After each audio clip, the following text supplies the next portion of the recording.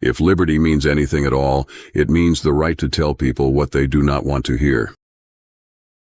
Well, hello, you gorgeous mother truckers, you, and welcome to another video. Right then, so apparently people are still asleep, still denying the fact that we have a huge problem with Islam all over the West.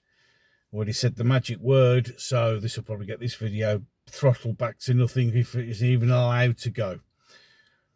And you have to understand that there is this existential threat. I'm going to play you a clip now of a few people who are Muslims telling you from the horse's mouth exactly why they're here and what they need to do. Why am I migrating here? Why am I in America? The Prophet ﷺ's companions left Mecca to go to a land that had no Muslims.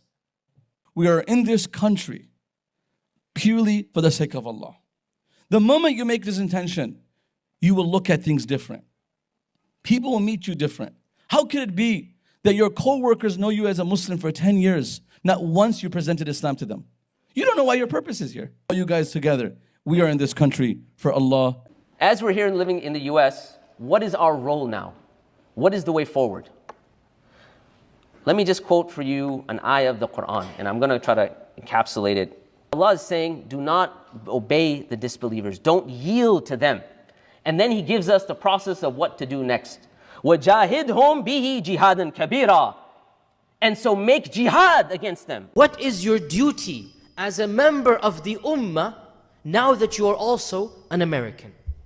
It is our physical jihad duty to fight the entire earth until we enter it into the Ummah. Talking about establishing Islam, and I think that's our jihad, to be honest. For us Muslims living in the West, yes, our jihad is to establish the deen of Allah through all means necessary. And in that long-range process of making America Muslim, all of America Muslim. What more evidence do you need? These are imams, these are people of power telling people what they need to do. They are threatening the existence of people in the West for their ideology, for their belief system. This is why grooming gangs were allowed to grow and continue to operate right now, because it's in their belief system, it's in their faith system. Remember that the second they're born, they're taught the Quran, and the Quran and Islam teaches them to hate everyone other than other Muslims, other members and followers of Islam. It's an issue, it's a major issue. And instead of tackling this issue head on, our governments and our senior leadership bow down. They give in. They allow more of them in. They allow them to gain power bases. So in the end, they will succeed in taking over every single country in the West, because instead of having the brass balls to stand up to them and say, no, no more, we have to do as the Muslim says. We even have our Prime Minister saying he will protect Muslim communities. You look at the two-tier justice system. You look at the two-tier policing system that's in place right now. You look at how many grooming gang members, sorry, I keep saying that, rape gang members are predominantly Muslim. Yet people still deny there's an issue and still call people who call it out racists. It's just absolute madness. They're actually now physically telling you what they want to do and how they're going to do it, and yet you still don't do anything. You see, this is the problem. We've become a nation of cowards. We used to be a nation of the lion, 3 lions on a shirt. We used to be the most powerful nation in the world, and it's been beaten down by allowing dickheads and idiots to tell us we're nothing. And now we're a nation of keeping our mouths shut. We are a nation of being quiet. We are a nation of spineless cowards. And only a few of us are standing up to say it, and we're branded racists and God knows what else, cancelled, threatened with being arrested at any moment in time, actually being arrested, charged and thrown in prison.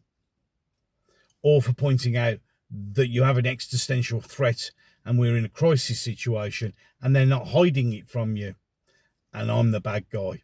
We're the bad people. Absolute madness. Any case, 2 videos coming up at the end of this one. One will be the last one I uploaded. The other one with the one that the gods of YouTube, with its mighty algorithm, will have picked for you. And it's called The Chosen One. If you like what I'm saying, agree with what I'm doing, hit the subscribe button. Don't forget to ding the notification bell. Please like, please share. Sharing is probably the only way this gets out the most. It'd be much appreciated if you do that. You can attempt to comment. YouTube, I don't delete any comments whatsoever. It's YouTube that's doing the comment deleting, and I unfortunately have no control over that. And it's as frustrating for you as it is for me. In fact, more for you. And I feel for you, because it's your ability to exercise free speech, which is no longer available in this country of ours. This once great country of ours. Ways to support the channel in the links down below, as in all the links to my social media. And with that, I'm done. So, until the next one. Spider went up the water spout, down came the rain.